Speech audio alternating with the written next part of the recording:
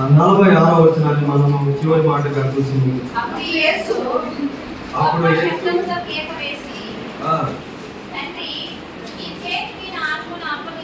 ఇది చివరి మాట కాబట్టి 7 మాటలు మనం ముగించుకొని ప్రభు యొక్క వాక్యాన్ని మనం ఆయనకు మహిమకరంగా దీన్ని క్లోజ్ చేసుకున్నాం.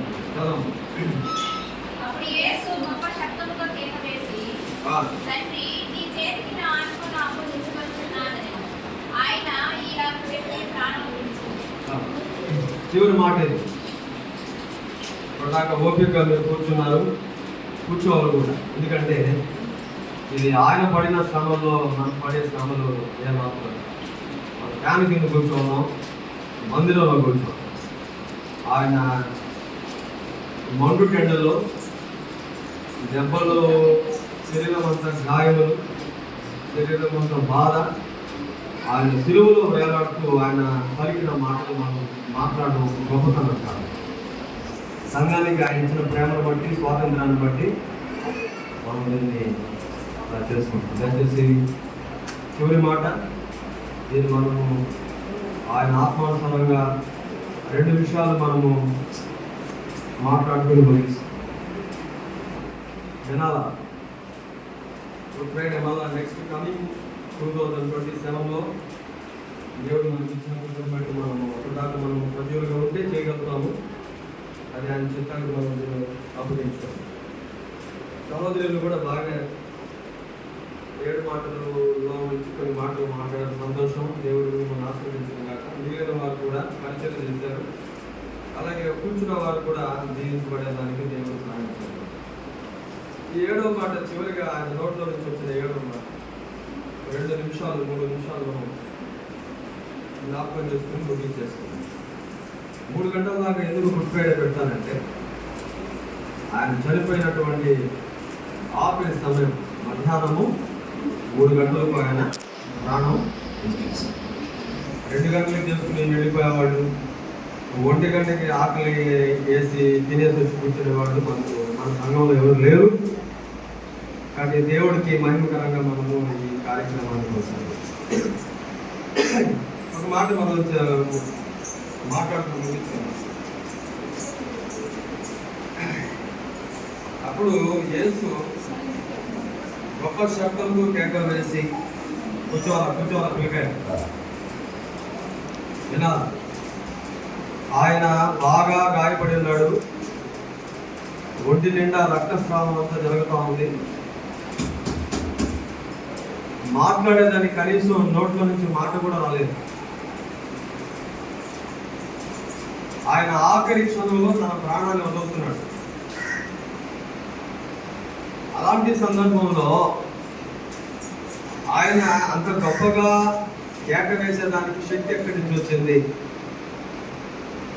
గొప్పగా మనం కేక వేయాలంటే బలం, ఒంటి నిండా బలం ఉండి బాగా మనం గట్టిగా ఉంటే గట్టిగా మనం కేక వేయగలం. ఆయన శరీరంలో రక్తం అంతా కారిపోయింది. ఆయన చాలా నిస్సత్వంతో శిలువ మీద ఆయన ఆఖరి క్షణంలో ఉన్నాడు. అలాంటి వ్యక్తి లోపల నుంచి యేసు గొప్ప శబ్దముతో కేక వేసి అన్న మాట ఇక్కడ వాడాడు లూకా.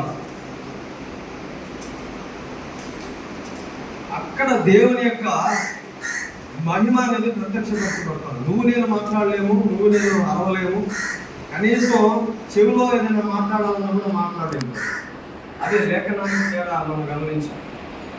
ఆయన దైవ కుమారుడు, ఆయన సృష్టికర్త, ఆయన రక్షకుడు అన్న విషయాన్ని బయలుపరుచుకుంటాడు. ఆయన అంతగా గొప్పగా కేక వేసి శబ్దంతో, తండ్రి నీ చేతికి నా ఆత్మను అంటే ఇంకా లాస్ట్ ఆయన వదిలేస్తున్నాడు అనమాట. ఆయన ఆత్మను అప్పగిస్తున్నాడు. అప్పగించడం అంటే అర్థం ఏంటి? ఇంకా ఈ లోకంతో నాకు సంబంధం లేదయ్యా అని అర్థం. అదే మూమెంట్ మనకు కూడా వస్తుంది. మన ఇంటి దగ్గర మన ప్రాంతంలో మనం కూడా చేసుకుంటాం. అది ఎప్పుడు అనేది తెలియదు. మన శరీరానికి దేవుడు మనకిచ్చిన ఆఖరి సమయం. అర్థమైందా మీకు? Death meets everywhere any time any place. కాబట్టి మనము ఆ రక్షకుడి యొక్క అనుగ్రహించిన రక్షణను సంపాదించుకుని భయపడాల్సిన పని లేకుండా నిశ్చయంగా కృత నిశ్చయంతో దేవుని రాజ్యం కోసం ఎదురు చూస్తున్నాం.